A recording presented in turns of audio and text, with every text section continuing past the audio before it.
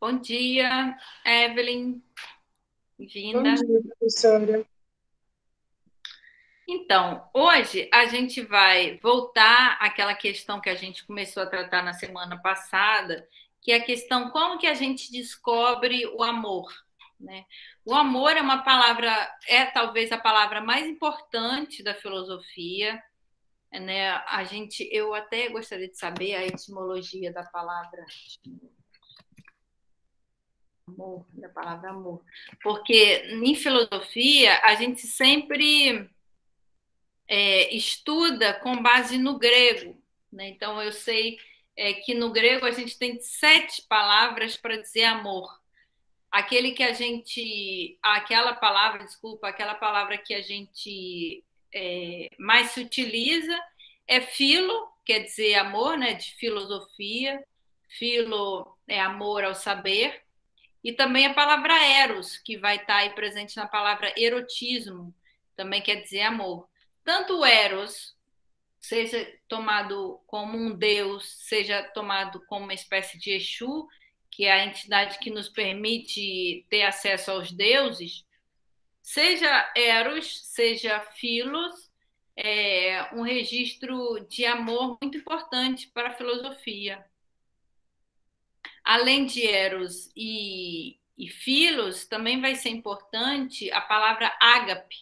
Ágape é um amor que está aí, é título de um livro do padre Marcelo Rossi, porque justamente ágape vai ser o amor mais querido no âmbito do cristão. Né? O cristão verdadeiro vai ser aquele que ama o próximo. Esse amor ao próximo é o ágape. É um amor fraternal, é um amor que consegue se despir de todo o egoísmo e se dar de uma forma genuína. Então, é o amor cristão, é o ágape. Então, a palavra latina, amor, é uma emoção ou sentimento que leva uma pessoa a desejar o bem a outra pessoa. Então, no latim é muito reduzido o sentido que a gente dá à palavra amor. Eu gosto da gente poder ter essa amplitude de significados que tem no âmbito da língua grega.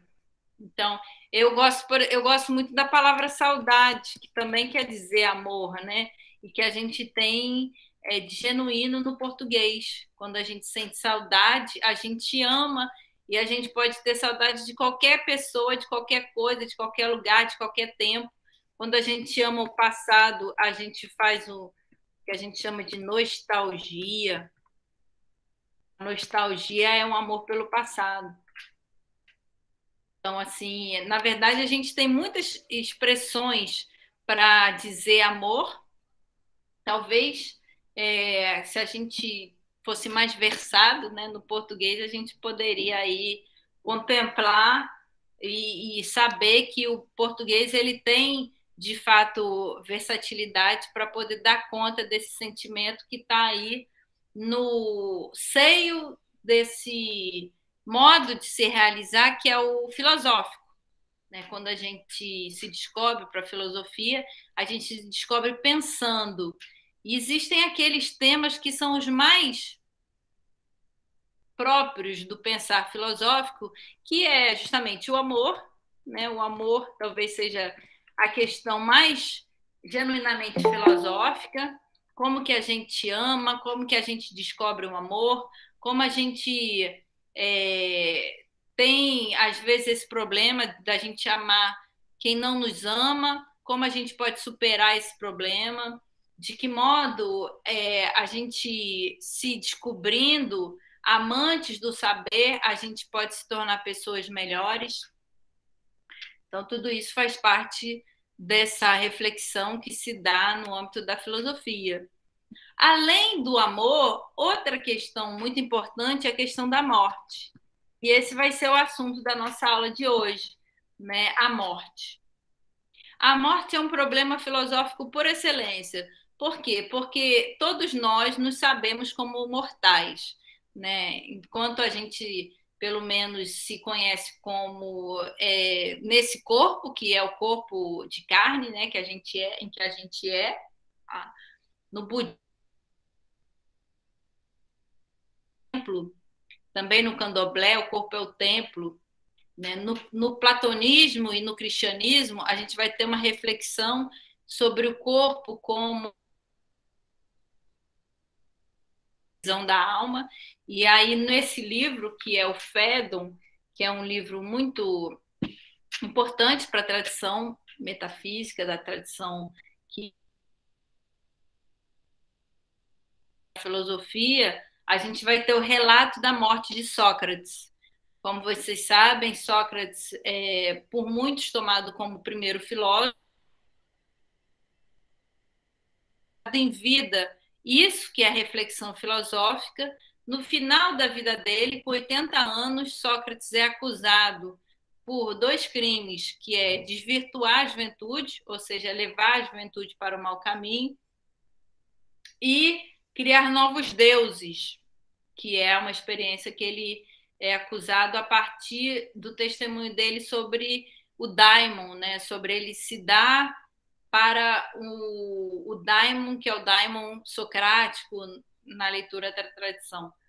Então, assim, o Sócrates vai ser acusado por dois crimes, desvirtuar a juventude e criar novos deuses, vai ser acusado, vai sofrer um processo, que é o processo que vai condená-lo à morte.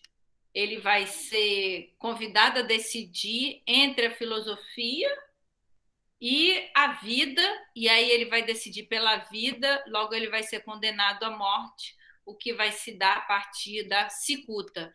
Ele vai tomar um veneno e aí vai morrer. E aí, na experiência de morte dele, a gente tem a oportunidade de saber como morre o filósofo, o que vai ser relatado nesse livro chamado Fédon.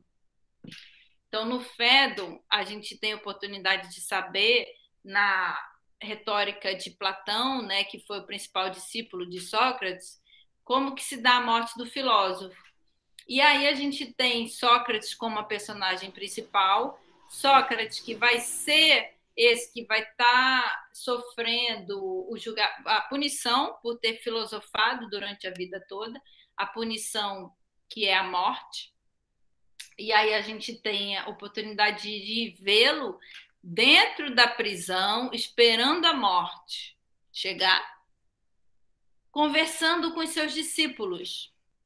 Então, é um relato muito comovente, que é assim, a gente conseguir saber como que foi a experiência desse ser humano que foi considerado excepcional pela cultura grega, por ter realizado a reflexão, que é a reflexão sobre o lugar de cada um na sociedade e como que a gente pode se fazer amado na medida em que a gente se realiza o nosso próprio ser de forma ética. Então, isso que é hoje chamado de ética, a ética socrática, que é a ética das virtudes, é a opção que a gente tem em vida de decidir-se pelo caminho da ética, como um caminho que é capaz de nos alçar a todos, todas e todes a felicidade. Isso nos foi legado pelo pensamento socrático. Independente da gente estar de acordo ou não com o compromisso de Sócrates com a filosofia, e aí a gente tem dois filósofos contemporâneos, tanto o Nietzsche, Friedrich Nietzsche, filósofo alemão, quanto Heidegger, que é outro filósofo alemão. Ambos eles vão estar, de certa forma, criticando o modo como o Sócrates fazia filosofia. O Nietzsche que vai criticar Sócrates porque considera que essa noção de corpo como prisão da alma leva o Sócrates a uma vida que é uma vida ascética, é uma vida sem festa, né? Uma vida voltada para isso, que é a morte. Então o Nietzsche vai falar, putz, que bosta, né? Desculpa a expressão, mas que horror que é você ficar vivendo esperando a morte chegar.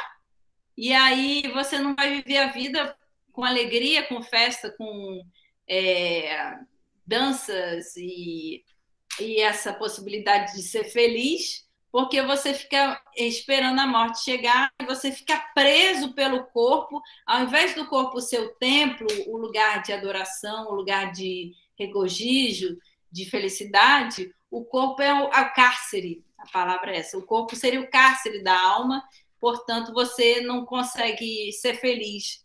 Na Terra é preciso você esperar o paraíso. Isso se você tiver conseguido realizar todas as virtudes que o Sócrates defende como capazes de nos fazer feliz. Então, o que o Nietzsche fala é que, poxa, essa felicidade da vida pós-mortem, ele não quer. O Nietzsche, ele quer uma felicidade da vida, que é a vida com saúde, que seja uma vida de um corpo capaz de ostentar saúde, de capaz de ostentar alegria, regozijo, sabedoria. E aí, então, o Nietzsche ele vai promover, ou conseguir promover, para aqueles que se dizem nietzschianos, vai promover aí a reversão.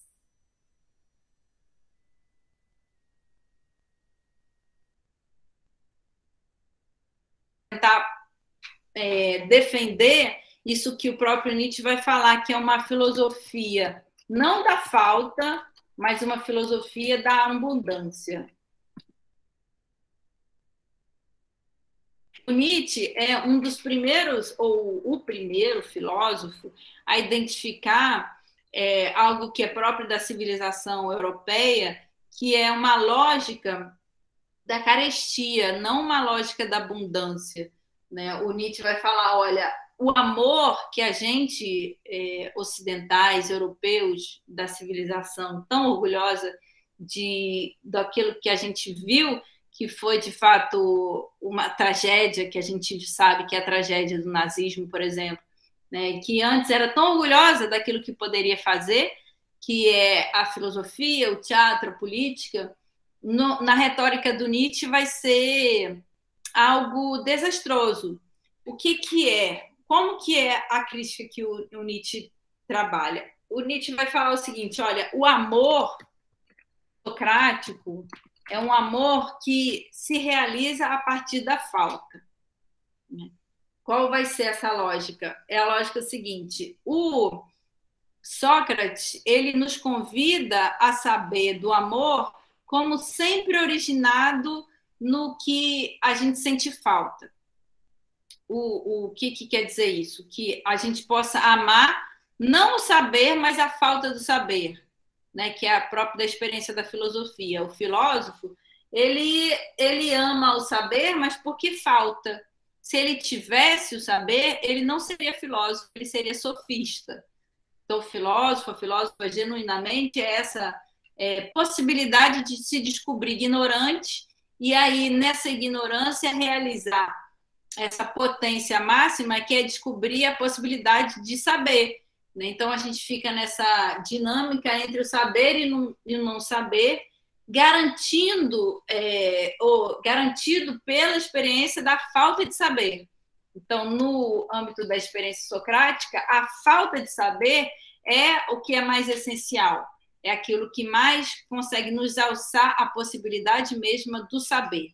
Não é o saber, mas é a falta do saber que precisa ser reiteradamente assegurada. E aí o Nietzsche vai falar, vai criticar isso, vai falar, olha, se a gente ficar nesse horizonte de pensamento, que é o elogio da falta, a gente nunca vai conseguir realizar maximamente o nosso poder, que é o de ter a alegria, de ter a abundância como lugar de realização do ser humano. Né? O ser humano, segundo essa lógica do Nietzsche, ele vai ser um ente que ele pode produzir todas as riquezas, né? Ele pode produzir não apenas o alimento, mas pode produzir a tecnologia, pode produzir o saber, pode produzir o conhecimento, até o conhecimento divino, que é realizado, no caso, pelo xamã, por exemplo, né? Pelo pajé, pelo Buda, pelo filósofo, essa sabedoria divina, mas mais, o ser humano ele pode tudo. Então, o que o Nietzsche vai falar? Olha, a gente precisa superar essa lógica da falta. A gente precisa se sintonizar com uma lógica ou outra, que é uma lógica da abundância. E que a filosofia não nos muniu para lidar com essa lógica, porque a filosofia socrática nos muniu apenas para lidar com a falta e elogiar a falta ao invés da abundância. Então, o Nietzsche ele faz essa crítica ao Sócrates e essa mesma crítica vai, de certa forma, ressoar no pensamento do Heidegger no seguinte sentido: o Heidegger ele vai recusar o título de filósofo. Ele vai falar, olha, eu não sou filósofo, porque aí ele tem a explicação dele, mas ele vai falar, olha, eu não sou filósofo, eu sou pensador. Ele é pensador, ele gosta de pensar. E aí, no ato de pensar, é que ele se realiza. Ele não gostaria, o Heidegger, de ser conhecido, reconhecido como filósofo. Por quê? Porque a pessoa que se diz filósofa, ela tem que estar de acordo, digamos, com uma tradição, que é essa tradição socrática, que é a tradição que vai cunhar o próprio desejo de estar amando aquilo que falta, ao invés de amar aquilo que a gente tem, né? Ou que a gente, no âmbito de elogio da falta. E aí o Heidegger vai falar, olha, não, eu sou pensador, o que eu gosto do que eu gosto é de me sintonizar com o ser. E o Heidegger vai, então, eleger o ser como tema do pensar, né? A gente pensa, quando a gente pensa, a gente se coloca na totalidade. Então, o que tem de genuíno, único e singular ao pensar é essa possibilidade de estar se colocando nesse âmbito que é o âmbito do ser, compreendido como totalidade, e que no projeto da obra que se chama Ser e Tempo, publicada em 1927, que é a obra mais conhecida, mais estudada de Heidegger, a gente vai ter oportunidade de compreender como algo que se dá no tempo. O que quer dizer que a totalidade se dá no tempo? Quer dizer que, à medida em que a gente pensa, a gente se abre para o pensar, esse pensar que é a totalidade, em que ressoa uma certa filosofia originária que se coloca no âmbito desse diálogo de ser e pensar como um e o mesmo. Então, assim, como a deusa convida Parmênides a pensar, a deusa ela teria convidado o Parmênides, pensador originário pré-socrático, a pensar o seguinte: olha, Parmênides, esse é o poema da deusa direcionado ao Parmênides. Existe o ser e o não ser. Não vá pelo caminho do não ser, porque ele não é. E a frase seguinte, depois dessa frase enigmática, é o seguinte: ser e pensar é um e o mesmo. Aquilo que há para ser é o que há para pensar. O Heidegger vai se colocar no seio dessa tradição para considerar exatamente isso, para considerar que quando a gente é compreensão. E essa compreensão se realiza sempre no tempo, que se abre na medida em que a gente se dá propriamente para o ser, se dá para pensar. A compreensão, que é a gente, que é o ser aí, o que ele chama de Dasein, vai ser essa possibilidade da gente ser o pensar em que a gente se dá para compreender a gente mesmo. Pode parecer meio tautológico, e né? Porque se trata de um círculo virtuoso. A gente pensa e o pensamento é a gente. A gente é e o ser é a gente. num ciclo, né? Numa virtude que é a própria colocação da gente se dar como abertura para o ser. E na medida em que a gente se dá como abertura para o ser, a gente se coloca num âmbito que é o âmbito do extraordinário. Né? O extraordinário é o que tradicionalmente se opõe ao ordinário. A gente, no pensar, a gente se realiza de forma extraordinária. O que quer dizer isso? O ordinário é o que é da ordem do cotidiano, e quando a gente pensa, a gente sai do cotidiano e a gente se deixa tomar pelo extraordinário. Em suma, é isso que está na obra Ser e Tempo. Além dessa colocação do ser como a questão fundamental, do pensar como essa reunião com o ser, a gente vai ter, na obra Ser e Tempo, a oportunidade de colocar, trazer a morte como a questão fundamental. O que quer dizer trazer a morte como questão fundamental? É um pouco tá afinado com essa tradição, sim, que é a tradição metafísica, na medida em que a gente, como colocou o Sócrates nessa obra, o Fédon, nós somos seres que podemos saber da nossa própria morte. Então, a gente sabe que a gente vai morrer, ainda que a gente não fique pensando sobre isso todo o tempo, a própria possibilidade da gente sair da rua e morrer já nos alerta para isso, né? De que, sim, nós somos seres que podem morrer e que, se a gente não se cuidar, a gente morre. Ainda mais na pandemia, né? Que basta uma falta de cuidadozinho para a gente aí estar se deparando com isso, que é a possibilidade da gente morrer. Mas como que o Heidegger compreende essa questão, que é a questão da morte? Então, o Heidegger vai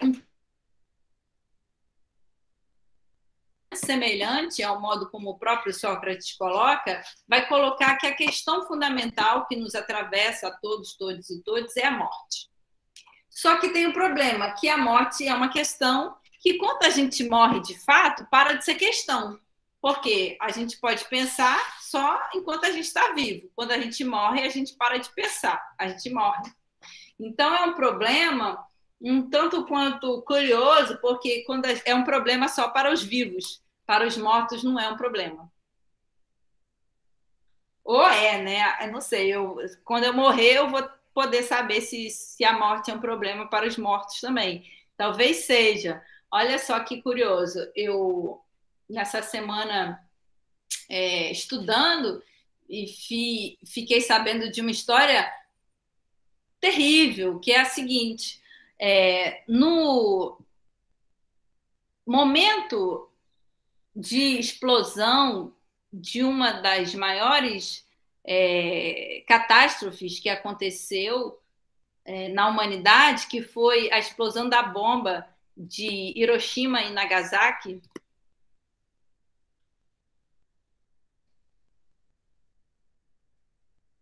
no Japão. Como vocês talvez saibam, a Hiroshima e Nagasaki foram duas bombas atômicas lançadas pelo Estado americano para dar fim à guerra contra o comunismo. Né? A gente estava na Segunda Guerra Mundial, quando o comunismo não, contra a Tríplice Aliança. No ano de 1945, o mundo estava dividido entre países da Tríplice Aliança e países da Tríplice Entente. O Brasil, no caso, se afinou com os países da Tríplice Entente, que eram aqueles países que queriam combater o nazismo e o fascismo. O nazismo na América... o nazismo na Alemanha e o fascismo na Itália. No Oriente, a gente tinha países afinados com a Tríplice Entente e países afinados com a Tríplice Aliança. O Japão, ele estava afinado com o discurso nazista. E aí ele foi combatido pelos Estados Unidos. Como que o Japão foi combatido? Os Estados Unidos lançaram sobre o Japão duas bombas atômicas e causaram aí a morte de milhares de pessoas. Então, Hiroshima e Nagasaki foi uma bomba lançada covardemente pelos Estados Unidos contra a população japonesa, o que causou aí a saída da guerra do Japão. O Japão saiu da guerra anunciando que tinha perdido a guerra, e aquela população que foi morta é que é o tema da nossa história aqui hoje. Eu fiquei sabendo que depois da bomba, até parou aí, porque momento de mistério no ar. O que aconteceu? Os taxistas que estavam trabalhando no Japão, parece que eles tiveram que levar algumas pessoas que tinham sofrido com a bomba. Eram pessoas que chegavam e pediam para eles levá-los para outro lugar. No final da corrida, os motoristas, eles se assombravam com a consciência de que, na verdade, eles estavam levando não pessoas, mas almas. E aí, olha que terror. Imagina, você é um taxista trabalhando, aí uma pessoa vem e te fala para levar até uma determinada localidade, e quando a pessoa sai do carro, você se dá conta de que aquela pessoa é uma pessoa morta. Era a alma só da pessoa que estava no seu carro. Bom, esse é um relato que eu acho muito assim, sugestivo do que pode acontecer de fato quando a gente morre, né? De fato, a gente tem aí um âmbito que é um âmbito religioso para nos dar a ver como que a gente pode lidar com a morte, mas no campo da filosofia a gente tem que pensar a morte como possível e como um assunto que é próprio da filosofia também. Pensar a morte é possível? Será que é possível pensar a morte, ou a morte se recusa à possibilidade de ser nomeada, na medida que, quando a gente morre, a gente, salvo figuras excepcionais como Cristo, como Buda, né, ou até talvez com experiência da pessoa que volta para contar como foi morrer. Então, tá ficando meio soturna, né, essa aula, mas é próprio dessa possibilidade, né, que é a seguinte: se o relato das pessoas que não sobreviveram à bomba de Hiroshima e Nagasaki e que se transformaram bastante interessante para a gente poder compreender o seguinte: existe sim a possibilidade da gente saber que a gente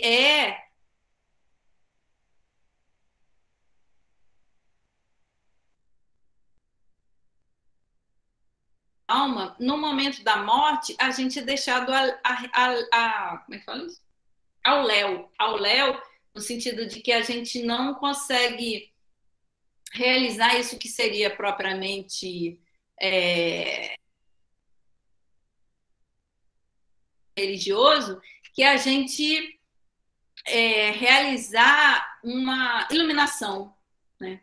Que é algo que está aí no discurso do Fedon, no diálogo Fedon, em que é narrada a morte de Sócrates. Na morte de Sócrates, a diferença do que foi esse relato dos mortos de Hiroshima e Nagasaki, a gente teria a oportunidade de saber como que morre um filósofo ou uma filósofa. E o relato é belíssimo. Na morte, Sócrates ilumina. A alma, ela, segundo o próprio Sócrates, ela teria essa oportunidade de abandonar o que era o cárcere, né? O cárcere da alma, que é o corpo, e se deixar tomar por uma experiência de iluminação.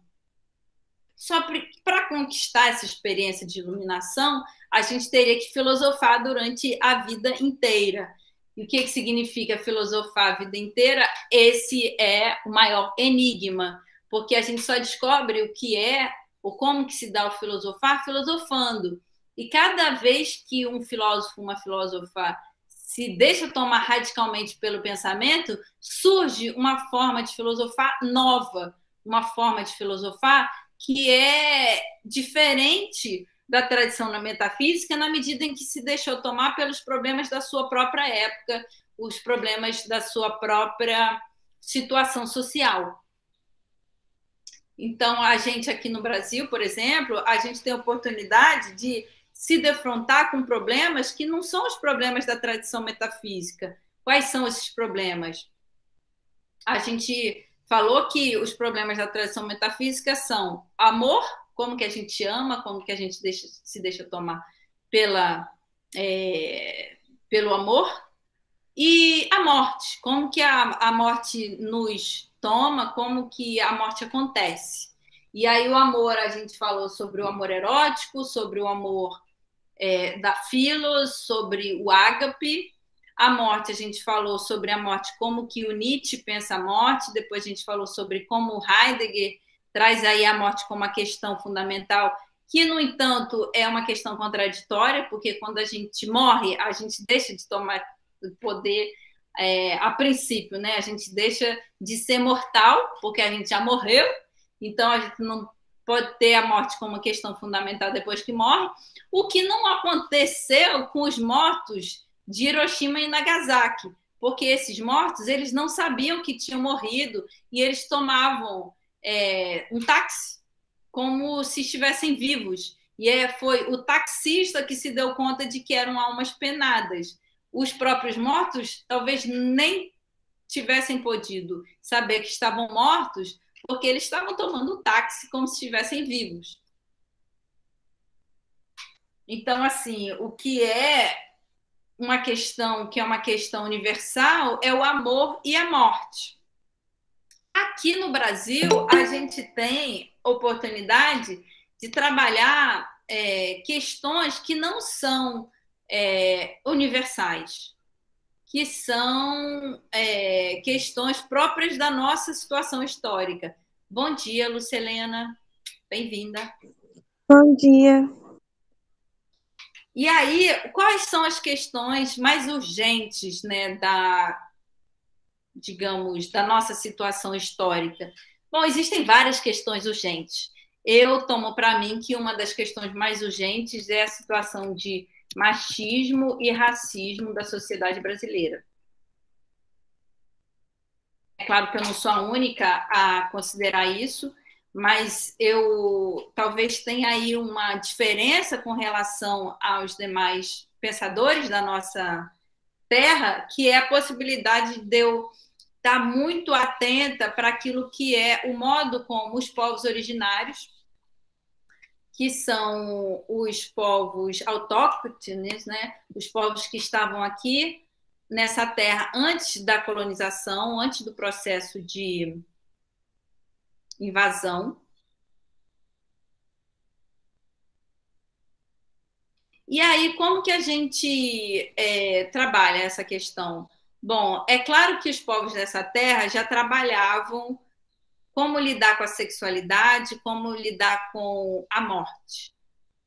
O problema é que a gente sabe que o povo brasileiro raramente se dá ao luxo de ouvir como que esses povos que estavam aqui antes da colonização compreendiam isso que é a virtude de se relacionar sem a chaga, que é a chaga do machismo e do racismo. Ou seja, que eu estou querendo, o machismo e o racismo é um advento que veio com a invasão da colonização. A civilização europeia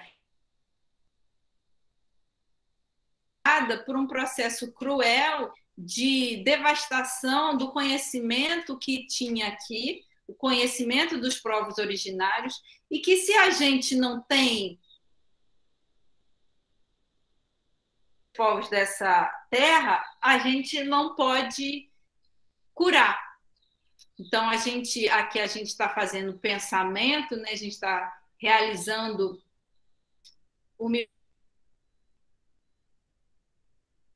pela tradição metafísica, que é poder pensar. E a gente sabe que a gente tem muitos desafios. Um deles é como que a gente do machismo e do racismo. Bom, diversas atitudes já foram tomadas para combater o racismo e o machismo. No Brasil é crime inafiançável o racismo e que a gente tem a Lei Maria da Penha, que torna a violência de gênero algo que é passível de ser coibido pela lei. Além disso, a gente está fazendo, nesse ano, 48 anos de movimento negro unificado. O MNU foi criado para combater o racismo, mas também o machismo, mas também o racismo. E aí eu, pelo menos, sou militante do movimento negro, sou muito orgulhosa de ser militante e feliz de poder saber também que eu sou militante não por conta de apenas uma questão ética, mas por conta de reconhecer que a população quilombola, os nossos ancestrais advindos com a diáspora africana, eles têm muito a ensinar, sobretudo no campo da cultura oral, no campo das artes, no campo... E o vizinho começou a martelar. No campo que é um campo de saber como lidar com a cultura da abundância. Né? A gente falou que tanto Nietzsche quanto Heidegger, esses filósofos alemães, eles vão se colocar como críticos da filosofia, como críticos da cultura, que a gente pode chamar, que é a cultura da falta. Eles vão falar, olha, chega de ficar pensando na morte da bezerra, chega de ficar pensando no que vai acontecer quando a gente não vai estar mais lá para saber o que vai acontecer. É preciso a gente reverter essa tradição metafísica e nos colocar como capazes de dançar, como capazes de conhecer e de ser conhecidos como esses entes que sabem lidar e cuidar da natureza, sabem lidar com a floresta, sabem cuidar da floresta, sabem aprender com os povos originários. E aí é justamente por isso que eu sou orgulhosa de ser membro do Movimento Negro Unificado, por saber que eu posso aprender, sobretudo, com a população quilombola, com a população dos seres originários dessa terra. E aí eu quero convidar vocês a assistir uma pessoa que eu considero extraordinária, que é o meu mestre no budismo. Eu sou praticante do budismo e eu sou adepta da linha Nyingma. O Nyingma, em tibetano, quer dizer... Aliás, o Nyingma é uma instituição de prática do budismo. No Nyingma, a gente tem a prática do Kunye. Kunye, em tibetano, Kun quer dizer corpo, Nye quer dizer relaxamento. Kunye é corpo em relaxamento. A gente faz uma série de práticas de yoga, né, de respiração, de aprendizado, a lidar com isso que em tibetano quer dizer Kun, mas também a gente é convidado a meditar. E agora eu vou convidar vocês a assistir um vídeo em que o líder do Nyingma, desse Instituto Nyingma, ele fez o seguinte: ele desenvolveu um projeto que é de levar, digamos, isso que eu chamo de axé, que é uma energia divina que também tem no budismo, a energia do Nye, do relaxamento, para os povos da Amazônia. Então, foi um projeto muito lindo, realizado um mês antes da pandemia, que foi seguidores do Nyingma, seguidores do budismo. Eles levaram até algumas tribos da Amazônia, isso que é o Tsatsá. Tsatsá é uma escultura feita com o propósito de curar a humanidade. E aí os seguidores foram até essas tribos da Amazônia, levando o Tsatsá para ser plantado na Amazônia.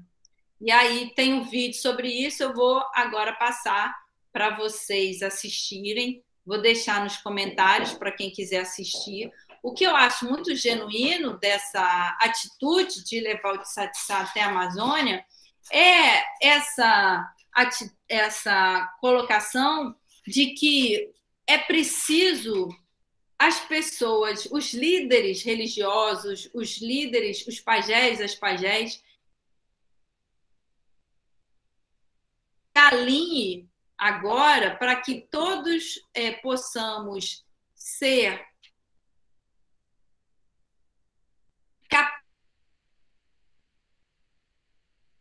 para que a gente possa, uma vez curados, compartilhar dessa energia de cura com toda a humanidade.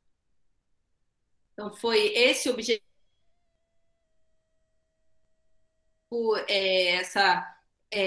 esse despertar, né, para aquela que é a sabedoria dos povos dessa terra. Então, o Tartung Rinpoche, que se chama o Tartung Rinpoche, ele é o líder do Nyingma. Ele veio para o Ocidente quando ele era bem jovenzinho. Ele veio trazido por isso que foi a diáspora dos tibetanos, né? A gente teve no Tibete o processo de invasão do comunismo chinês. O comunismo chinês ele invadiu o Tibete e causou a expulsão dos sacerdotes budistas que estavam no Tibete. E aí teve todo esse processo de imigração de muitos líderes religiosos, por exemplo, o Dalai Lama, que é talvez o mais conhecido. O Dalai Lama ele passou a divulgar o budismo para o mundo todo, porque ele foi obrigado a sair do Tibete, né? E aí o Mao Tse-tung invadiu o Tibete e causou um grande genocídio no Tibete. Parece que 10 anos antes dessa invasão do governo chinês comunista do Tibete, o Dalai Lama previu o que ia acontecer e saiu junto com uma grande comitiva do Tibete, foi para os Estados Unidos e passou a divulgar os ensinamentos budistas desde dos Estados Unidos. Isso aconteceu também com o Tartang Tuku, que é o líder dessa instituição a qual eu me vinculo, né? Eu aprendi muito lá no Nyingma. E aí o Tartang Tuku, Tuku quer dizer mestre, Rinpoche quer dizer mestre do budismo. O Tartang Tuku, ele está completando 86 anos no próximo domingo. E aí existe toda uma alegria, né, da comunidade budista que faz parte dessa linhagem do Nyingma, de poder a gente estar aí sendo agraciados pela linda passagem desse mestre, que é o Tartang, pela terra, e é um mestre que causou tantas aprendizagens, tanta iluminação, que agora está completando aí 86 anos de vida nesse domingo, dia 10 de outubro.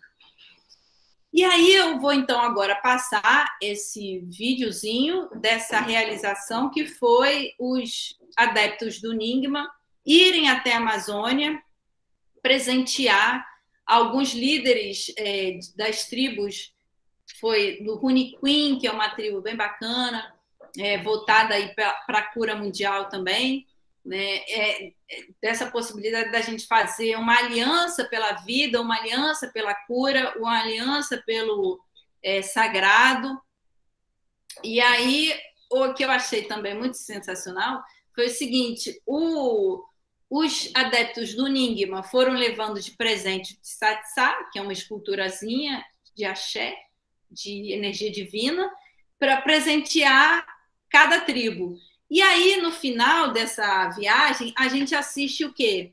Exatamente os líderes de cada tribo presenteando os adeptos do Nyingma, que foram lá levar o Tsatsá, com aquilo que eles têm de melhor. Aí a gente tem a oportunidade de enxergar o quê? A gente tem a oportunidade de enxergar essa cultura, que é a cultura da abundância. Cada tribo indígena que recebeu a visita, né, do Nyingma, eles separam para presentear o Tartang Rinpoche com aquilo que eles têm de melhor, né? Eles fazem esculturas e mandam para o Tartang Tuku em retribuição à visita que eles receberam na tribo deles. Bom dia, João Pedro. E caiu. O que eu acho também interessante a gente assegurar é o seguinte: essas culturas dos povos autóctones que receberam a visita dos seguidores do budismo, é claro que eles já tinham essa experiência de ter aí contato com o povo branco, né? Foi antes da pandemia, portanto, eles não tiveram aí o risco de receber o problema que está causando um verdadeiro genocídio nas populações originárias do Brasil, que foi isso, né? E assim, eles receberam antes da pandemia, foi quase como o que aconteceu no Tibete, que o Dalai Lama e o Tartang Tuku saíram invasão chinesa ao Tibete, prevendo que ia acontecer aquilo que aconteceu de fato. Igualmente, o Tartang, ele poderoso lá para a Amazônia, um mês antes da pandemia. Parece que ele previu. Bom dia, João Pedro, bem-vindo. Feliz de te ver por aqui. Que são pessoas iluminadas, pessoas que têm aí como conduta da vida realizar a passagem na Terra com compromisso, que é o ensinamento, o conhecimento, a sabedoria. Ah, não tem problema, que bom que você se vacinou, João Pedro, eu fico feliz. Então, a gente possa ter aula na escola. A escola está se preparando para isso. Espero que você não tenha muito efeito colateral.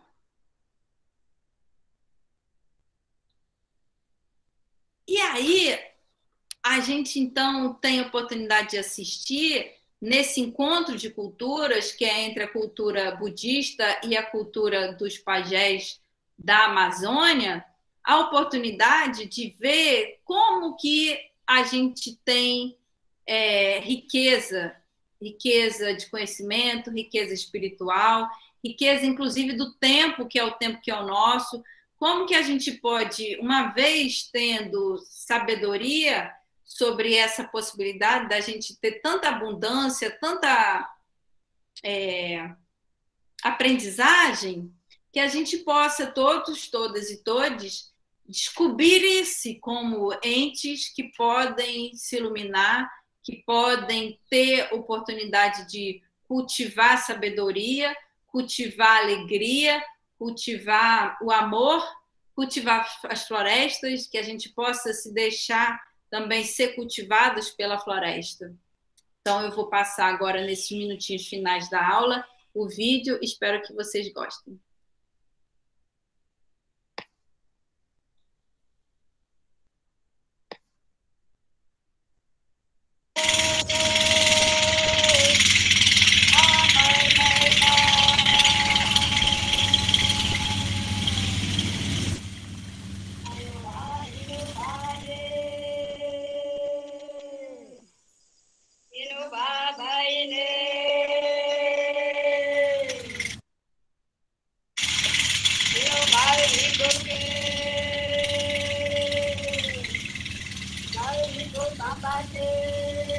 Elas foram plantadas, as esculturas foram plantadas nessas árvores.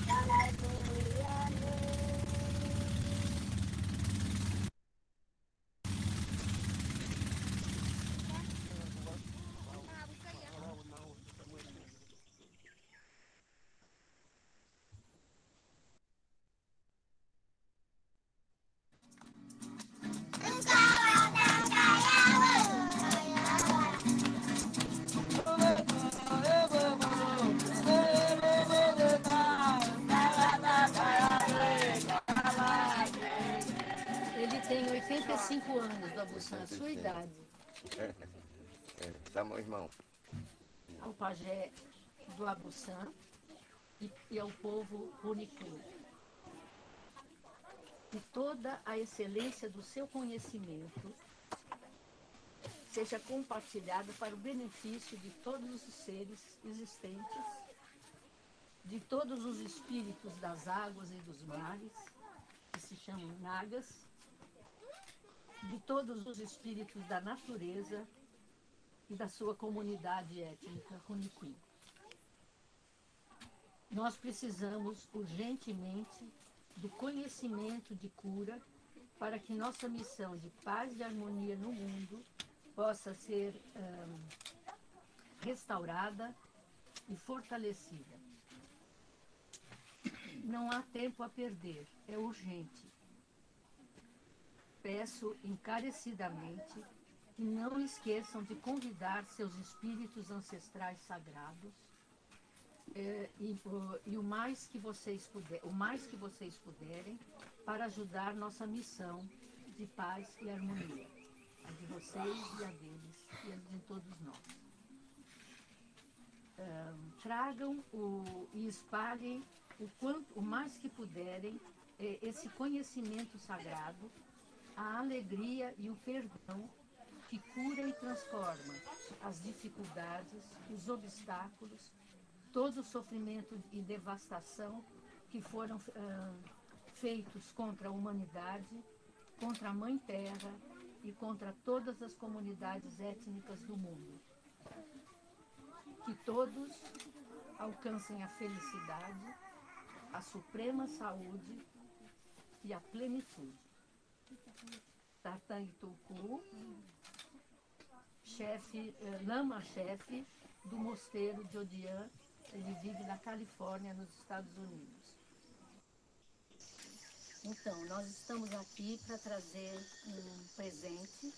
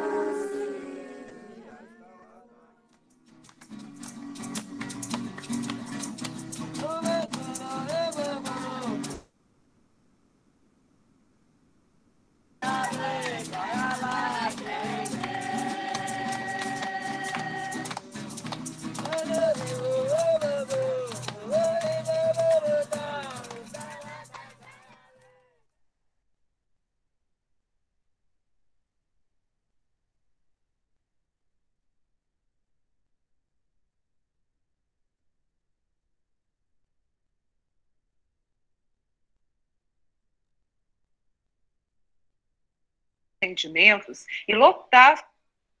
Muito lindo, né? Eu achei músicas dos povos originários, com conhecimento dos povos originários. Achei que os povos originários estão muito melhor do que os seguidores do Enigma, que estão com uma saúde um pouco debilitada e que estão praticando. Reunir-se a cura mundial. Então, eu fiquei feliz de ver esse encontro de saberes e, de fato, assim, poder de cura mundial e, de alguma forma, convidar vocês a estarem sintonizados, sintonizadas e sintonizados a essa cura no mundo todo, mas sobretudo no Brasil, que a gente está precisando muito de cura, né? Tanto no âmbito da política quanto da economia. melhor a manter, que é o cuidado de cada um consigo mesmo e de todos para com todos. Então, hoje a gente vai ficando por aqui. Eu quero agradecer muito a presença de vocês. Deixar uma ótima semana e na semana que vem a gente está aqui de novo. Tchau, tchau, professora. Tchau, Tchau, professora. Tchau, Wesley. Tchau, Graziela. Obrigada.